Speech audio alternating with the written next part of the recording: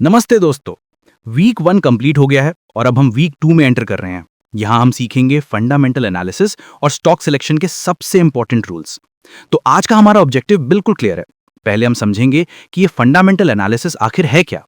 फिर हम वो की पैरामीटर सीखेंगे जिनके बेसिस पर अच्छी कंपनीज चुनी जाती हैं। और हाँ, हम ये सब प्रैक्टिकल एग्जाम्पल्स के साथ करेंगे ताकि आपको स्टॉक इवैल्यूएशन करना आ जाए।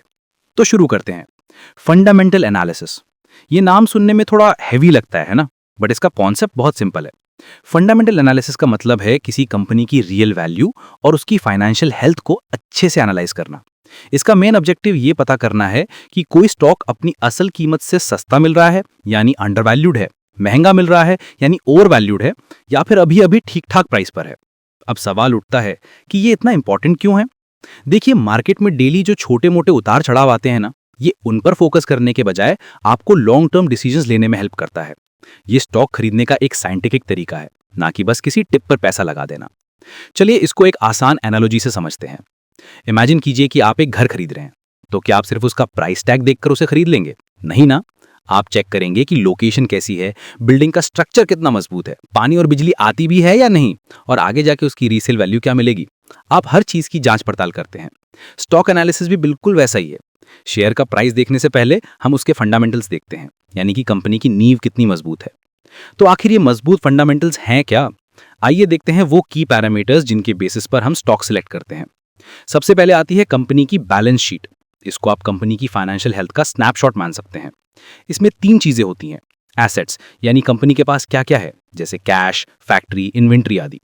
दूसरी चीज है लायबिलिटीज, यानी कंपनी पर क्या क्या उधार है। और तीसरी चीज है शेयर होल्डर्स इक्विटी। हमें बैलेंस शीट में सबसे पहले कंपनी के डेट लेवल्स चेक करने होते हैं। अगर किसी कंपनी पर बहुत ज्यादा कर्जा है तो वो एक रेड फ्लैग हो सकता है। बैलेंस शीट के बाद नंबर आता है इनकम स्टेटमेंट का। इसको आप कंपनी का साल भर का रिपोर्ट कार्ड समझ लीजिए। इससे पता चलता है कि कंपनी ने कितना रेवेन्यू यानी टोटल सेल्स किया, उसके खर्चे कितने हुए और आखिर में उसने कितना प्रॉफिट कमाया। यहां हमें यह देखना होता है कि क्या कंपनी का प्रॉफिट साल दर साल बढ़ रहा है या नहीं। एक हेल्दी कंपनी का प्रॉफिट ट्रेंड आमतौर पर ऊपर की तरफ जाता है। तीसरा और शायद सबसे इंपॉर्टेंट डॉक्यूमेंट है कैश फ्लो स्टेटमेंट। कहते हैं ना कि कैश इज किंग। प्रॉफिट कागज पर दिख सकता है, लेकिन कैश इन हैंड कंपनी को चलाता है।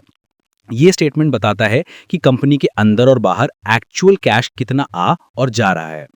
अगर किसी कंपनी का कैश फ्लो पॉजिटिव है, इसका मतलब है कि उसके पास ऑपरेशंस चलाने के लिए और ग्रो करने के लिए आराम से पैसा है। वो फाइनेंशियली स्ट्रांग मानी जाती है। अब इन स्टेटमेंट से कुछ इंपॉर्टेंट नंबर्स निकल कर आते हैं, जिन्हें हम कहते हैं फाइनेंशियल रेशियोज।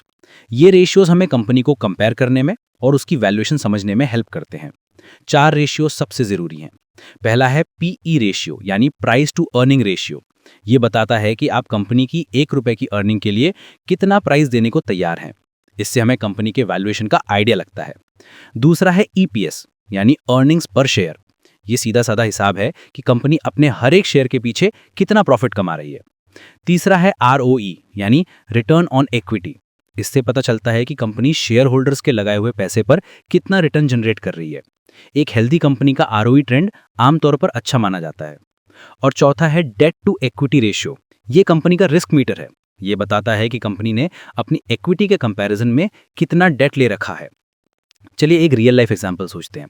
अगर आप टीसीएस की बैलेंस शीट चेक करेंगे तो आपको आमतौर पर दिखेगा कि उनका डेट काफ़ी कम रहता है और प्रॉफिट्स कंसिस्टेंट रहते हैं। ये एक स्ट्रॉन्ग फंडामेंटल की निशानी है। या फिर आप रिलायंस का पिछले 5 साल का ईपीएस ग्रोथ ट्रेंड देखेंगे तो उससे आपको उनकी परफॉर्मेंस का एक क्लियर आइडिया लगेगा।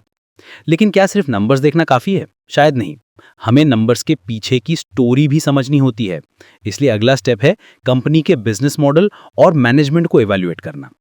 बिजनेस मॉडल का मतलब है कि कंपनी आखिर पैसा कमाती कैसे है, उसका प्रोडक्ट या सर्विस क्या है, क्या वो मॉडल आने वाले 5 से 10 साल तक चल पाएगा, क्या उनकी रेवेन्यू स्ट्रीम कंसिस्टेंट है या बहुत ज़्यादा ऊपर नीचे होती रहती है। और बिजनेस मॉडल से भी ज़्यादा इंपॉर्टेंट है मैनेजमेंट। कंपनी को चला कौन रहा है, सीईओ कौन है, बोर्ड मेंबर्स कौन है, उनका पिछला ट्रैक रिकॉर्ड कैसा रहा है, क्या मैनेजमेंट शेयर होल्डर्स के हित में काम करती है। एक अच्छी और ईमानदार मैनेजमेंट एक एवरेज कंपनी को भी आसमान पर ले जा सकती है। यहाँ पर आपके लिए एक मिनी एक्सरसाइज है। अपनी पसंद की कोई एक कंपनी चूज कीजिए और उसकी लेटेस्ट एनुअल रिपोर्ट ऑनलाइन ढूंढिए। बस उस रिपोर्ट में से कंपनी का बिजनेस मॉडल क्या है और उसके की मैनेजमेंट लोग कौन हैं, ये नोट करने की कोशिश कीजिए। तो अब तक जो हमने सीखा उसको एक प्रैक्टिकल चेकलिस्ट में डालते हैं। जब भी आप कोई स्टॉक एनालाइज करें तो इन 5 स्टेप्स को फॉलो करें। स्टेप 1, बैलेंस शीट चेक करें, खास करके debt levels. Step 2, income statement देखें, प्रॉफिट ग्रोथ का ट्रेंड पकड़ने की कोशिश करें। स्टेप 3, कैश फ्लो स्टेटमेंट पर नजर डालें, पॉजिटिव ट्रेंड्स ढूंढें। स्टेप 4, जरूरी रेशियोज जैसे पीए रेशियो, ईपीएस और आरओई चेक करें। स्टेप 5, मैनेजमेंट के बारे में पढ़ें और उनका ट्रैक रिकॉर्ड समझें। ये रहा आपके लिए आज का दूसरा मिनी एक्सरसाइज। कोई भी एक स्टॉक सेलेक्ट कीजिए और इन 5 स्टेप्स को उस पर अप्लाई कीजिए। जो भी आपकी फाइंडिंग्स हैं उन्हें अपनी एक नोटबुक में जरूर लिखें। तो चलिए आज की लर्निंग को समराइज करते हैं। फंडामेंटल एनालिसिस स्टॉक सेलेक्ट करने का एक साइंटिफिक अप्रोच है जो लॉन्ग टर्म में काम आता है। इसका की फोकस होता है कंपनी की balance sheet, income statement, cash flow, financial ratios, business model और मैनेजमेंट। दुनिया के जितने भी स्मार्ट इन्वेस्टर्स हैं वो हमेशा कंपनी के फंडामेंटल्स को अच्छे से एनालाइज करके ही लॉन्ग टर्म इन्वेस्टमेंट करते हैं। अगले लेसन में हम और डिटेल में जाएंगे। हमारा अगला टॉपिक होगा बैलेंस शीट और इनकम स्टेटमेंट को डिटेल में कैसे पढ़ें। अगर आपको आज का सेशन पसंद आया तो इसे लाइक और शेयर जरूर करें और कमेंट सेक्शन में #FinMantra30days लिखना ना भूलें। और हाँ, मिनी एक्सरसाइजेस को कंप्लीट करके अपनी नोटबुक में उनका ट्रैक जरूर रखें। जाने से पहले कुछ बोनस टिप्स। हमेशा कम से कम 3 से 5 साल का हिस्टोरिकल डेटा जरूर देखें।